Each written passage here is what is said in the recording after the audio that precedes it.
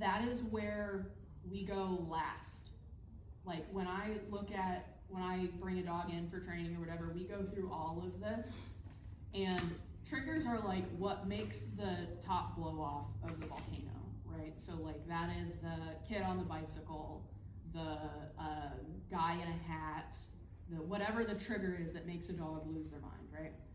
And so every dog has a threshold, right?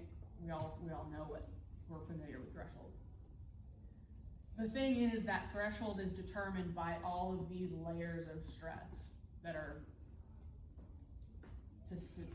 deciding, that's the word. Determining where that threshold is, right? And so if the dog they have arthritis, they have really long nails, they're uncomfortable, they're a border collie and their entire job is to turn food into poop. They live in an right? apartment and get potty 3 times a day. They have no idea what's happening in their life, like just chaos. They haven't been taught how to walk on a leash, and so whenever they take them out on a leash to walk, they're going insane. That dog's baseline levels of stress are going to be so high that all it's going to take for that dog to lose its shit is just a tiny little hint of a bicycle, if that's the trigger, right? So if the threshold for that dog is at, say, 85 out of 100, and they're walking around at 75, you don't have much room to work, right?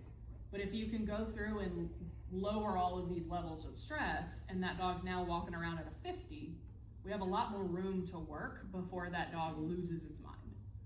The problem is most dog trainers start here, right? Like the example I always give is like, if I do not cook, but like just for the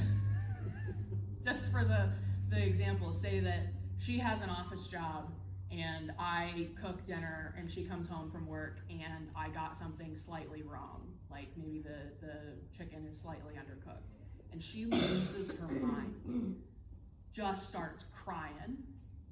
I'm never gonna go, oh, she has an aversion to undercooked chicken. Let's click and treat for undercooked chicken, right? Like that's not a thing that you would do.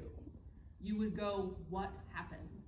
Right. Like, why is this the straw that broke the camel's back, right? Because like this is not a big deal. What is happening? But we do that with dogs. We go like, oh, this dog doesn't like men, which same. That's an IG thing. So like this dog doesn't like men. Why do we immediately give a treat to a man and go give this to the dog? Right? Like that feels very get in the van, there's candy. Right?